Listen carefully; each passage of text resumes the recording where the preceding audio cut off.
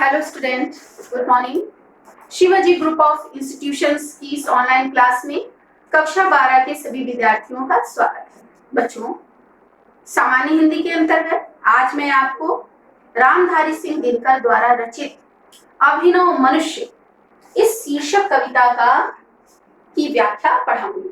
बच्चों, रामधारी सिंह दिनकर द्वारा रचित पुरुरवा और उर्वशी शीर्षक जो हैं वो सत्र 2020 और 21 की बोर्ड परीक्षाओं के लिए क्या कर दिए गए हैं, कम कर दिए गए हैं। परंतु रामधारी सिंह दिनकर द्वारा रचित अभिनव मनुष्य जो है वो पाठ्यक्रम में है, इसलिए इस कविता की व्याख्या को आज आप मेरे साथ पढ़ेंगे।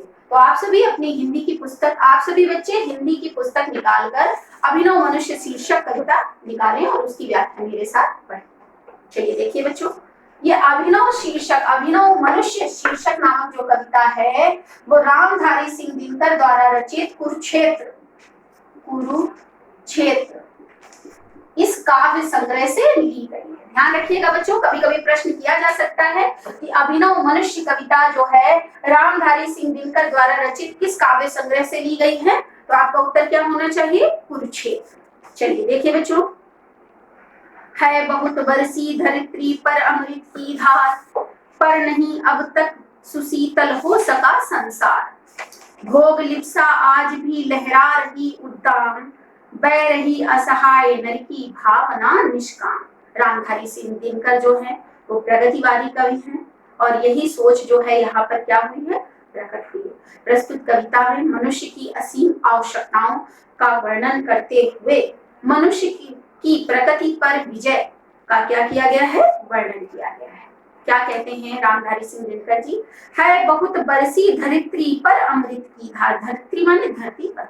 रामधारी सिंह दिनकर जी कहते हैं कि इस पृथ्वी पर अनेक महात्माओं ने जन्म लेकर अपने उपदेश रूपी अमृत से जो है क्या की है, ज्ञान की वर्षा की है, पर नहीं अब सुशीतल हो सका संसार। परंतु उनके ज्ञान रूपी अमृत की वर्षा होने के उपरांत भी मनुष्य के अंदर राग द्वेष, छल कपट, ईर्ष्या, द्वेष, विषय वासनाएं जो है अब तक समाप्त नहीं हो सकी है। मनुष्य आज भी इन सभी चीजों से क्या है, ग्रस्त है और जो असहाय मनुष्य है उनका क्या कर रहा है, शोषण कर रहा है। भोग लिप्सा आज भी लहरा रही उद्दाम, उद्दाम माने होता है प्रचंड, आज भी प्रचंड रूप में मनुष्य के अंदर भोग लिप्सा की भावना जो है वो व्याप्त है। बह रही असहाय नर की भावना निष्का, एक तरफ ऐसे मनुष्य हैं जो छल कपट, ईर्ष्या, द्वेष, भोग लिप्सा से ग्रस्त होकर क्या कर रहे हैं, दूसरे मनुष्यों का शोषण कर रहे हैं, और दूसरी तरफ वो शोषित मनुष्य हैं जिनकी कोई भी कामना जो है वो पूर्ण नहीं हो रही है। भीष्म हूं अथवा युधिष्ठिर, या की हूं भगवान, बुद्ध हूं कि अशोक, गांधी हूं कि यीशु महान।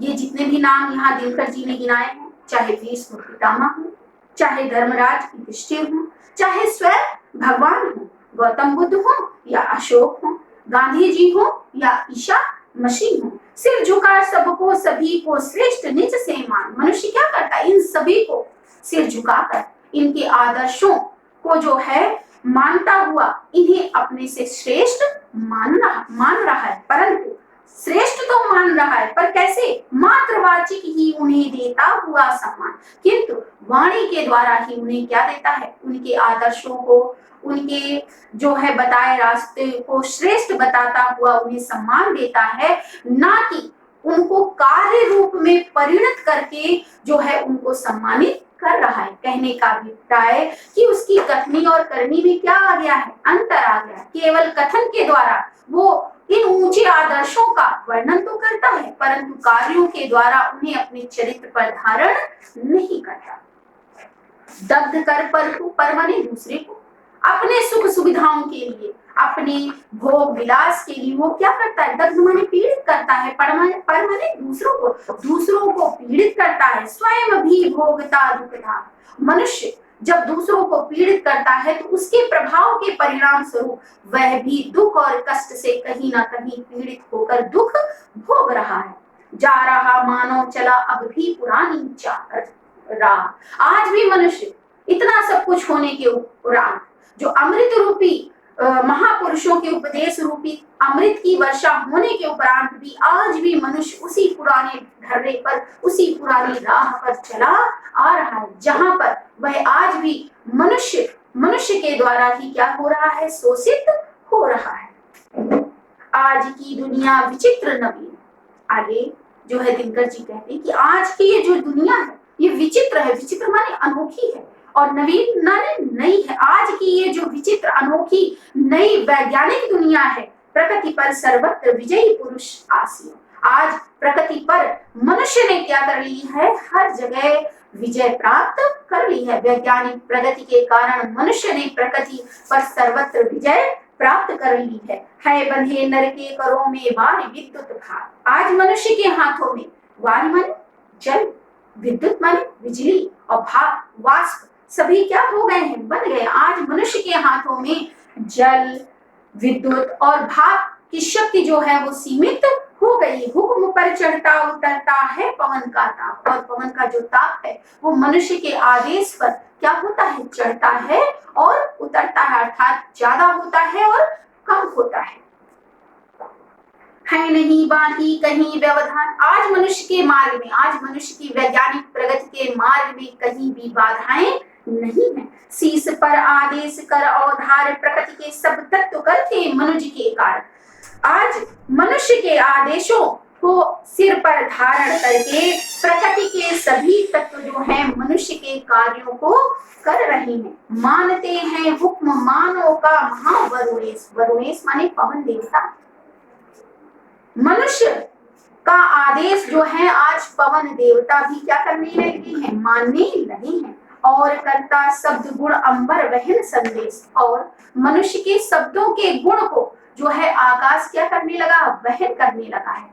आज जो तकनीकी आप देख रहे हैं, mobile phone, cell phone, internet आप प्रयोग करते हैं, उनके शब्दों को तरंगों के द्वारा एक स्थान से दूसरे स्थान तक पहुंचाने का जो कार्य है वो अंबर वहन करने लगा है। नव्य नर की मुष्टि में विकराल, नव्य माने नया, ये जो नया मनुष्य है इसकी मुट्ठी में विकराल है सिमटते जा रहे प्रत्येक क्षण दिग्काल। सभी समय, तीनों काल, भूत भविष्य वर्तमान और प्रत्येक क्षण जो है, जो विकट थे वो क्या होते चले जा रहे, सिमटते चले जा रहे हैं। अर्थात मनुष्य ने प्रकृति पर सर्वत्र विज्ञान के द्वारा विजय प्राप्त कर ली है। बच्चों, यह जो मैं आपको पद्यांश पढ़ा रही हूँ, इसमें रामधारी सिंह दिनकर जी की जो भाषा है वो शुद्ध साहित्यिक खड़ी बोली है। रस की यदि बात की जाए बच्चों, तो यहाँ जो रस आप पढ़ रहे हो वो वीर रस और शांत रस है।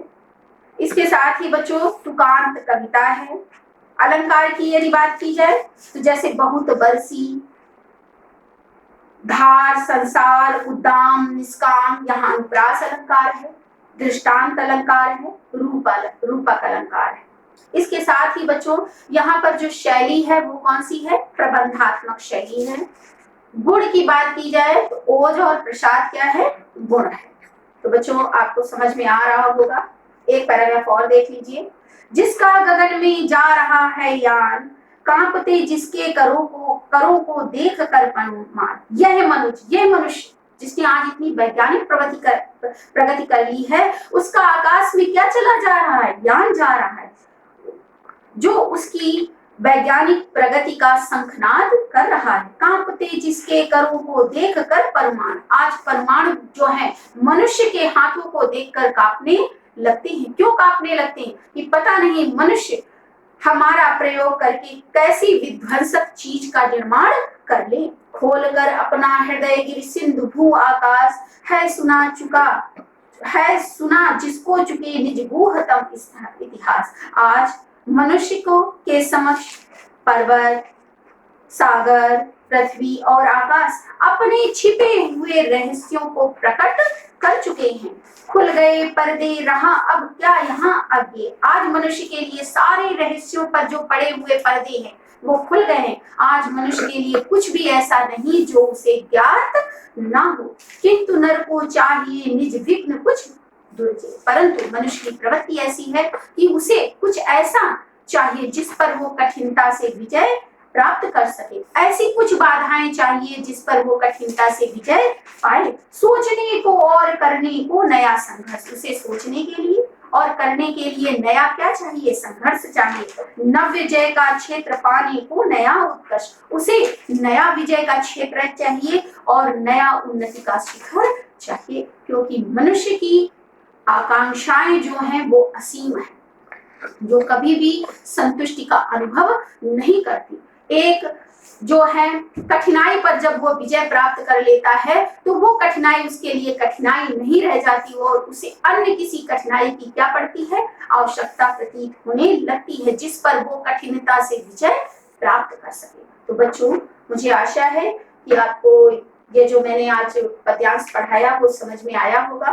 बच्चों, इस टॉपिक को मैं अपने अगले वीडियो में भी जारी रखूंगी। आज के लिए बच्चों इतना ही पर्याप्त है। Have a nice day.